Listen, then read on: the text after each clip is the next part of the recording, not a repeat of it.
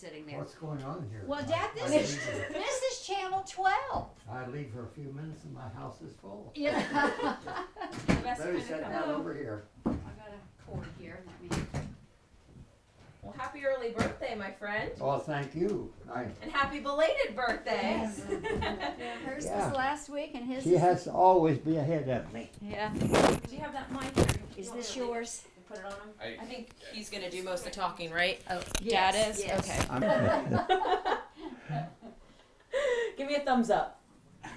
I love it. Daddy, do you want to lean back? Will you be more comfortable? I'm all right if this is good. Okay. Yeah, we'll do it real nice quick whenever you're ready. Go ahead, Joe. Okay. All right, so we'll start easy. Just go ahead and say and spell your first and last name for me. First, William Malicote. Malicote. Goes by Hubert. You go by Hubert. Go by Hubert. Hubert. Hubert. When's your birthday? 7, 23, and 22. So it's almost your birthday. Well, happy early Almost, birthday. yeah. Can you Thank believe you. it? 100 years. It's hard to believe. We got there so quick, didn't we? Yeah. Tell me a little bit about your story. How did you guys meet? Tell me everything. Well,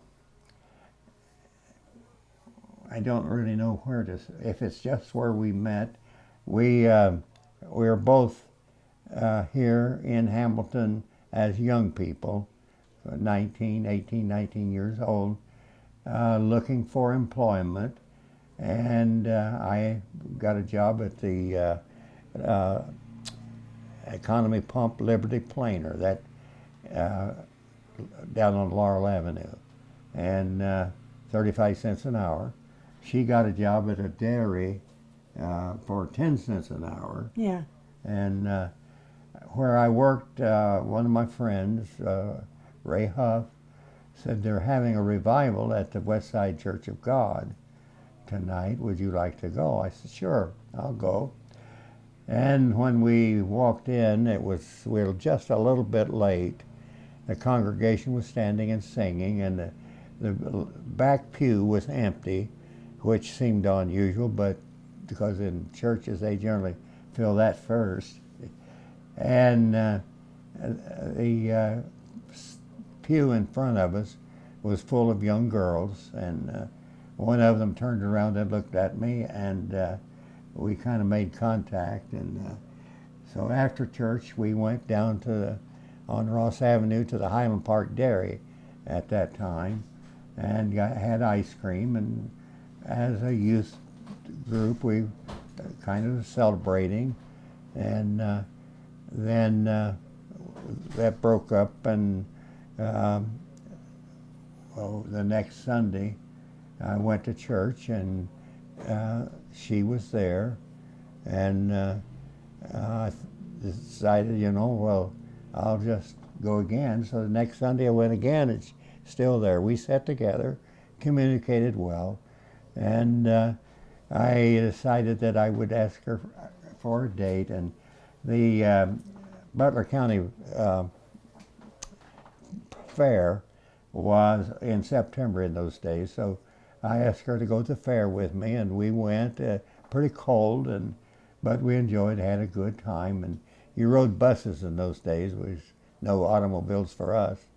So she was living with friends, and when we got back, the living room was empty.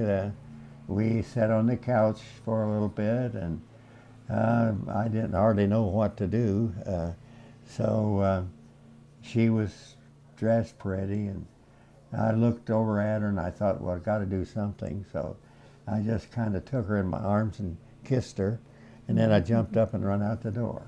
And so now I'm wondering, what have I done? Have I really messed this up? What can I do? We don't have phones, and I can't call her.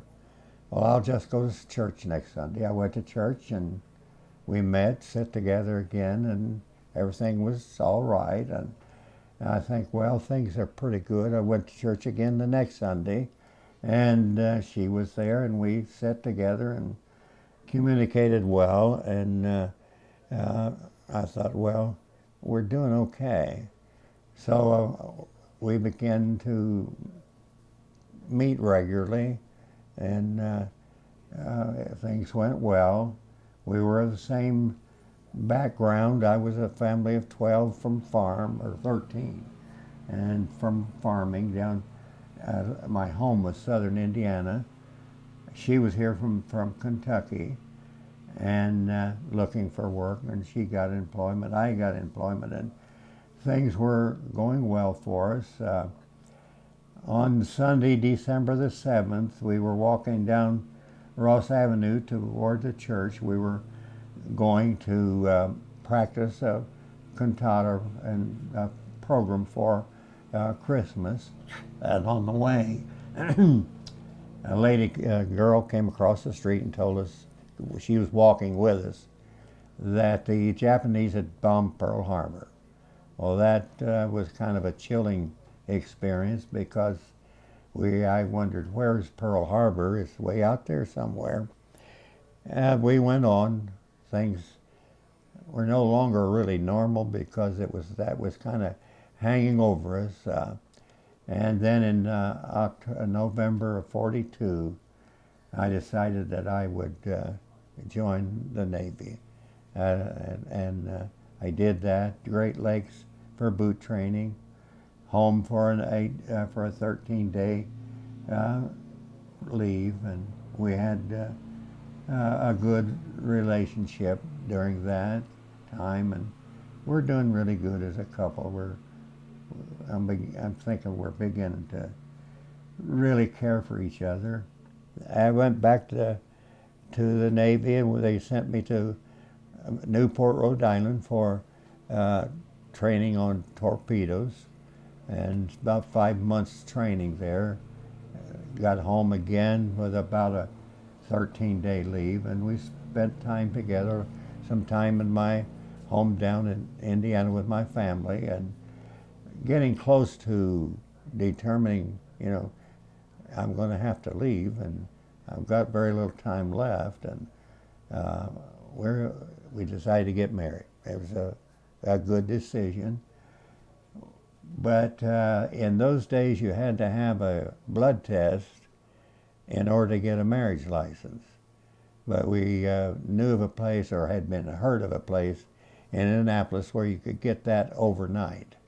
So we went, got that, came back to Hamilton where our pastor was, and we were married in his home. I gave him the marriage license, and he says, they're not legal. I said, well, I have to leave, that's your problem. And so he took care of it. He said it's Indiana license, and I'm not ordained in Indiana. So her cousin was just a little larger than her, but her mother was a good seamstress.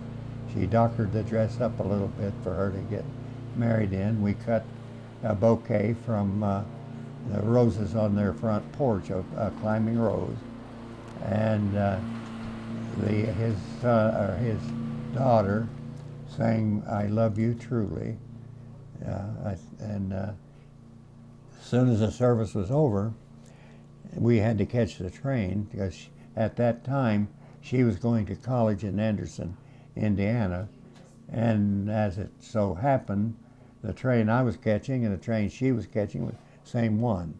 So we caught the train late in the evening.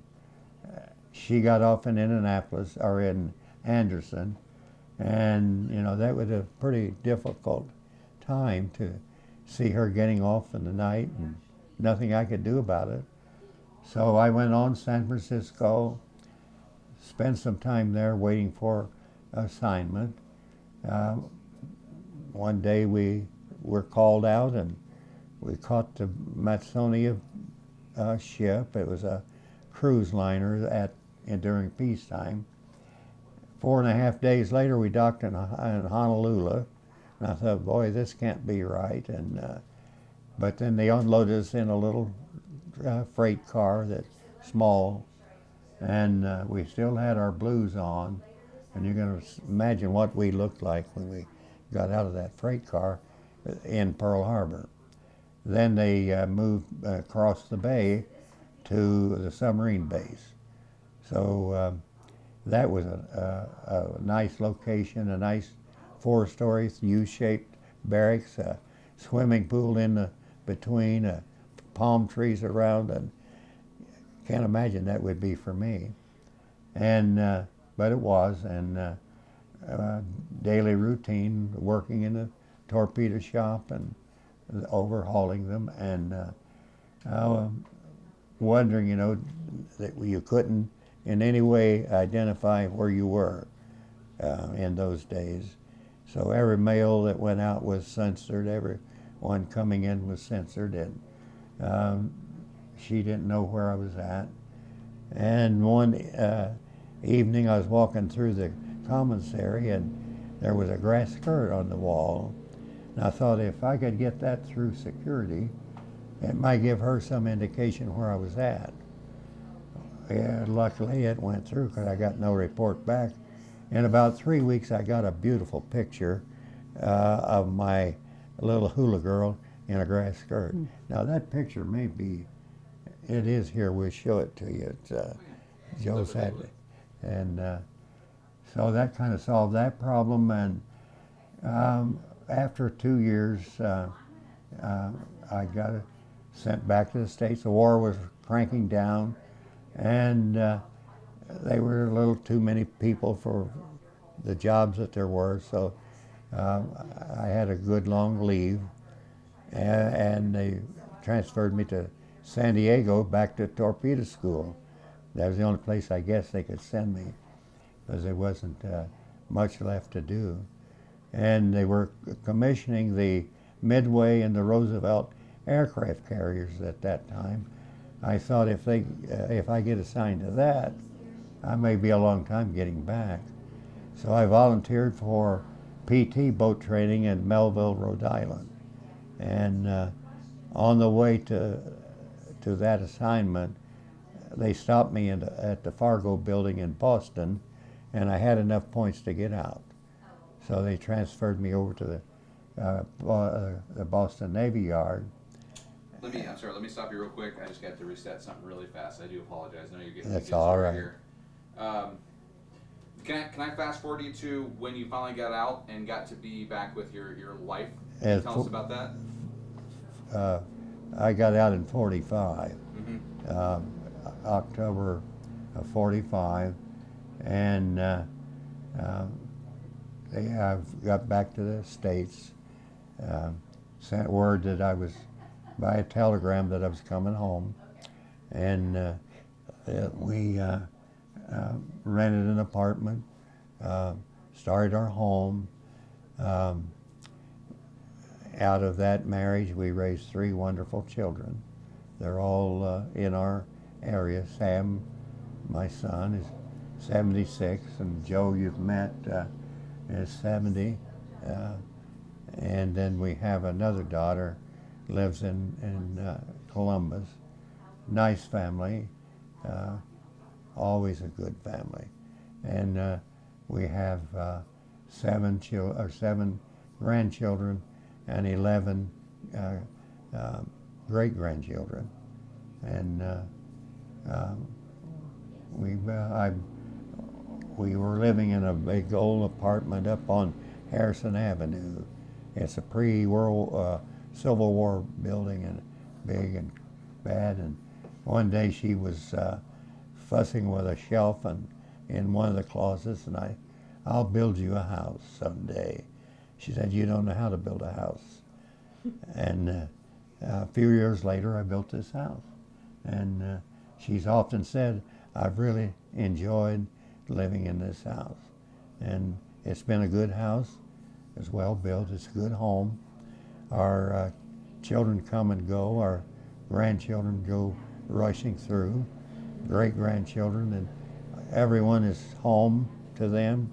We have fun together. It's nice to have the children feeling good at home, come play, tear the place down and go home. It's a good living situation. We're in the same church that we met in, and the pastor married us. We still go there after some 80 years. It's still around, that church? If you're familiar with Eaton Road, we built out here about 15 years ago, just over the hill. If you get up over the big hill, past the Baptist church, our church is just down below the road. Awesome. So yes, it's still here. It's not a new church, it's an old church in a new location. So we still go there. I've served in many of the positions of the church. Not serving in anything right now. She has been in the choir. She run the choir, cantatas. She majored in music at Anderson, and she's taught classes and served even on the board of trustees once. Worked in the church all the years that she had the chance to, but she had her stroke now a couple of years ago, and it's slowed her down a lot. She has some trouble speaking, trying to get the words out that she wants to say, but she's doing good. We had a good party Friday, and lots of our friends. Yeah, and now you're about to turn 100. Yeah. Dated Friday. an older woman, didn't you? Well, I intended to. When I saw her, I said, she'll be a good one. We've had a wonderful life. Good, very good. We have had one quarrel. You haven't had one quarrel. Yeah. She always tells everybody that. What's the secret to living such a fulfilling life of love and family? Tell it to me. One thing, you never want to hurt the one you love. Put them first above your own feelings. Don't mistreat them or be angry with them. Have a good, loving relationship. Treat them first above yourself. If you have difficulties, work them out. Don't. I would say don't go to bed mad. You look at her today, pretty much 100 years later, right? You still love her just as much as the day you met her in church, right? Well, it's more than that. Now it's something. There it was, what would you call it as a right word for it? But it's, it's a love affair. Now it's a love affair beyond that. We just have a wonderful time, just sitting and talking. We can, being alone in the room together, maybe not talking or nothing, but just being together. It's so important. There's something feeling there that the closeness, a relationship, that is not present in that first love affair. Now it's more than that. It's, if anything would happen to her, it'd be bad. And it's the same way with her. We just love to be together. To turn 100 and to see your wife turn 100. You told me in the beginning of this interview you can't believe it, but you've done it and you're still doing life. Talk about that. About what? About turning 100. She says, I'm 100 years old. And she keeps saying, I'm 100 years old. I can't believe it. I can't believe I'm 100 years old. Can you understand how you got to be Yeah, 100 years old? yeah. I understand. You had a good life. Yeah, You've enjoyed it. yeah, You look forward to every day. yeah, okay. Look forward to every day. And you don't realize the years as they go by, uh, it's just each year passes. You have a birthday, and that's it. And one day, you wake up and realize you're either 100 or you're very close. And we kind of look forward to reaching 100, um, but we never really made an issue of it. It's just one day we were 100 years old. And in life, getting there with us has been wonderful. We look forward to a good life, and we've had a good life. We've had ups and downs, financial problems and things like that, but we worked it out. And whenever all three of the children were in college and finances were getting pretty tough, she went to work at Malicote. That Malicote was probably before any of you remember, but it was right over behind Wendy's there in that center, the strip mall, I guess you would call it. And she worked there 9 years. And when the last one graduated, she says, "I'm quitting." I said, "You ought to stay until you can get a pension." "I'm quitting." And she quit. Terry, got any questions? Anything I'm missing? You guys are such a breath of fresh air. It's been so awesome listening to your story. You still have the rings on? Yeah. The wedding rings? I've never worn, in my work, it was dangerous to wear rings. You get my hand caught. And my rings are in the cedar chest. She wears her rings. You got your rings on? Yeah, no.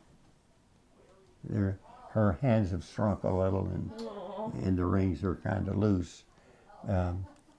We had to replace one. I think it was the engagement ring. She dropped it in through the sink, and we lost it. But we replaced it. Do you have their engagement, their ring? And now she's got them somewhere. I don't know. They're out in the safe. Out in the safe, yeah. How old were you when you met her exactly? Do you remember the exact? I met her in the fall in September of '41, 19. and I graduated from high I'll school. get it from you after. Okay. I graduated from high school in '41. Something maybe you might be interested in. High school, Orleans, Indiana, junior, senior summer, the summer between junior and senior, I decided that I had a brother here in Hamilton, that I would get a work permit, come here and see if I could get employment. Well, the work permit didn't happen at all. 18-year-old boy looking for a job, in those days there just wasn't any. So I then decided I'd do without the work permit and go on my own. And one day I was walking down Laurel Avenue past this economy pump and Liberty Planer, which has burned since then.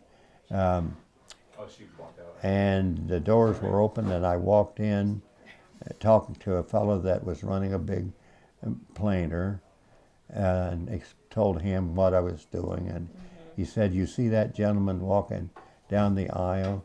He said, "That's Harry Dingledine, and he owns this place.